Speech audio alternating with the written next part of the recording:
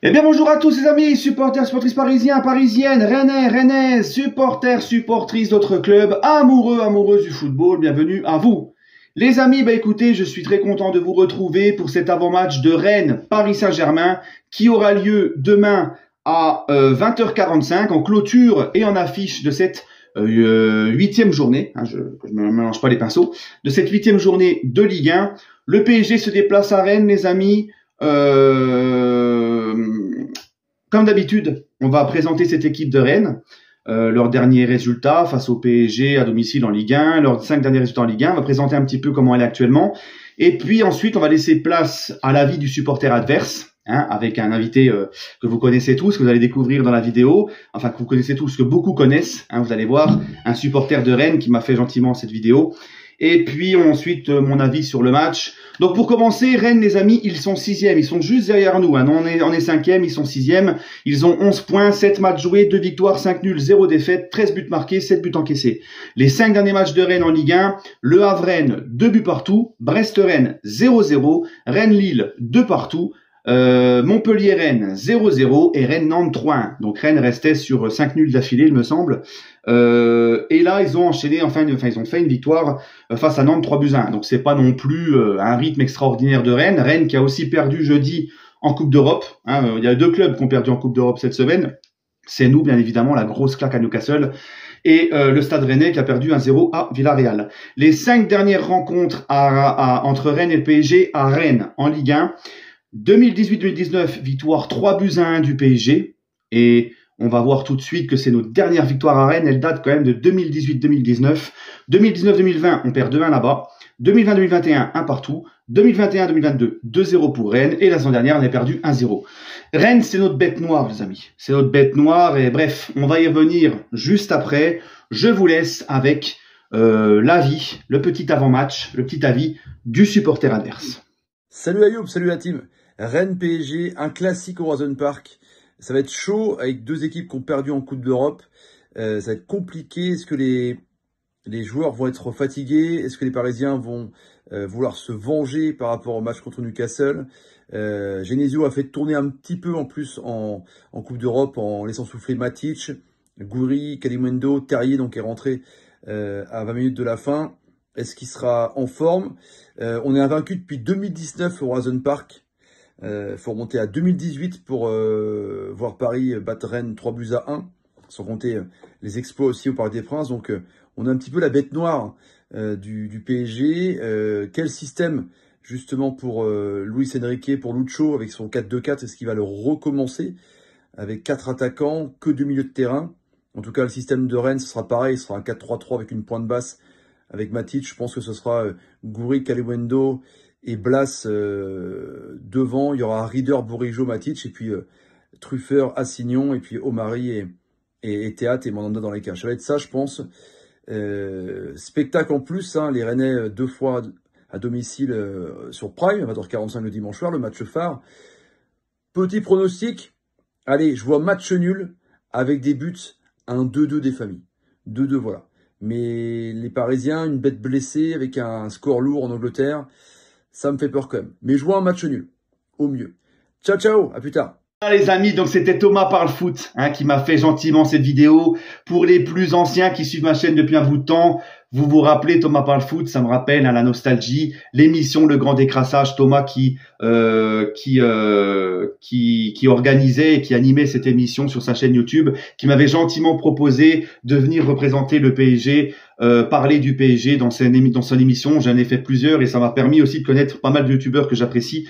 Cette émission, c'était le bon souvenir. Donc encore une fois, merci Thomas, c'est un grand plaisir que tu me fais cette vidéo. Et maintenant Thomas, non, là, tout était parfait. Tout était parfait. Tout était parfait, sauf à la fin, t'as dit le mot qu'il fallait pas dire. T'as dit la phrase qu'il fallait pas dire. T'as dit j'ai peur.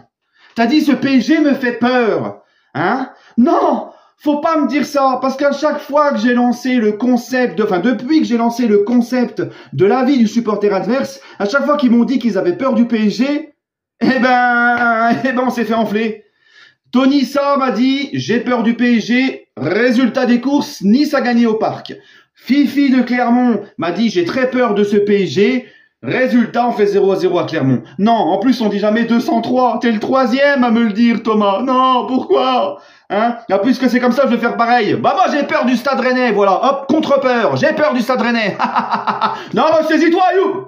Ressaisis-toi. Non, quand même. Hein? On est le PSG. Alors je veux bien, Rennes c'est notre bête noire, c'est ceci, mais on n'a pas peur de Rennes. Mais les gars, comme Thomas l'a dit, en tout cas un grand merci Thomas, toi vraiment merci. En tout cas les amis, comme je vous l'ai dit tout à l'heure, et comme Thomas nous l'a rappelé, dernière victoire du PSG à Rennes, c'est 2018-2019. Ah, c'est loin. Paredes, le pantouflard, venait d'arriver. Buffon était encore dans les cages du PSG. C'est très loin tout ça. Un Neymar était encore blessé. Ça change pas. Non, voilà, bref. C'est loin. Maintenant, les gars, c'était la toute première de Tourelle aussi. Hein, et depuis, on a fait 3 défaites et un nul à Rennes. On reste sur 2 défaites consécutives à Rennes. D'ailleurs, Rennes, les gars, demain, Rennes, c'est ce genre d'équipe. Parce que je sais comment ils sont, on les connaît. Non seulement c'est notre bête noire, mais Rennes, ça va être ce genre d'équipe devant son public, avec une belle ambiance au Rosen Park, qui va être poussé par son public, dans une belle ambiance, qui va vouloir nous faire mal, nous rentrer dedans, nous presser, nous mettre des coups. Et moi, ça me rappelle quoi, ça? Bah, ça me rappelle Newcastle. Donc là, les gars, oui, ça va être un gros match, hein.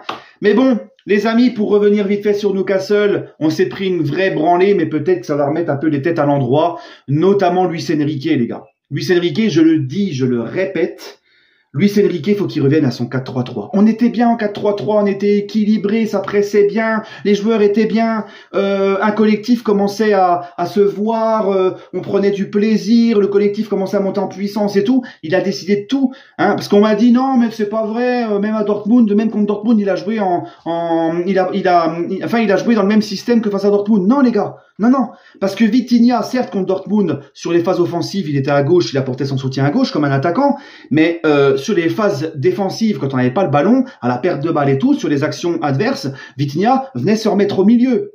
Là, clairement, Newcastle n'avait pas ça. On n'était que 2 milieux sur les phases adverses. Tu vois, parce que là, c'était vraiment 4 offensifs. Vitinha, il faisait un peu l'hybride. Ça n'a rien à voir. Non, contre Dortmund, il y avait 3 attaquants. Kolo Muani dans l'axe, Mbappé à gauche, Dembélé à droite.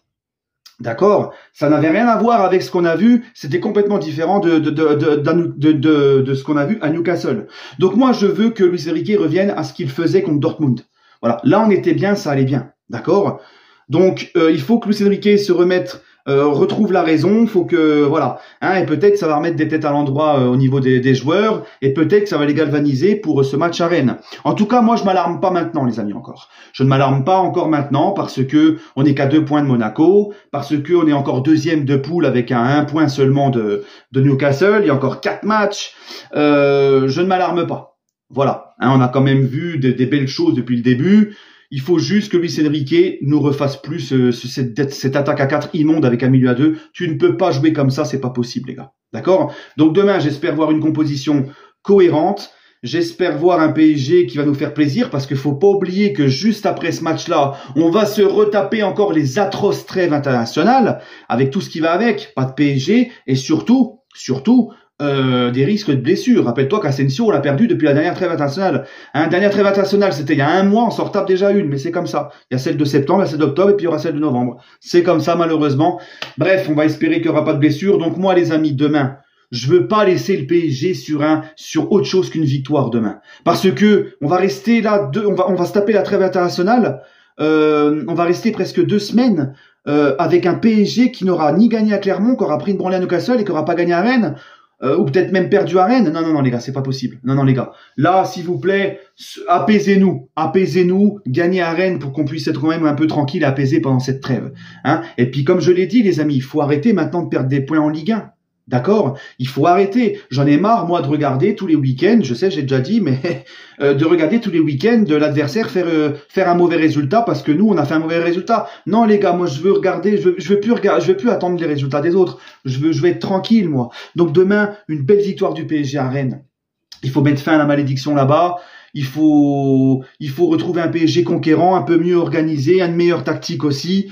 Et je veux qu'on s'impose à Rennes. Je m'en fous du résultat, du machin. Enfin, je m'en fiche si c'est un score large ou pas large. Je veux les 3 points. Pardon. Putain, je vais dégueuler. Dégueule, on triera. Hein. Je veux vraiment, les gars, un PSG, voilà. Mon petit pronostic, les amis, je vois un match difficile quand même parce que Rennes, ils vont nous rentrer dedans. Mais je vois une petite victoire. Allez, soyons fous. Un petit 2-0 pour le Paris Saint-Germain. Allez, un petit clean sheet. Hein, les gars, voilà. En tout cas, je l'espère. Donnez-moi, vous, votre avis en commentaire.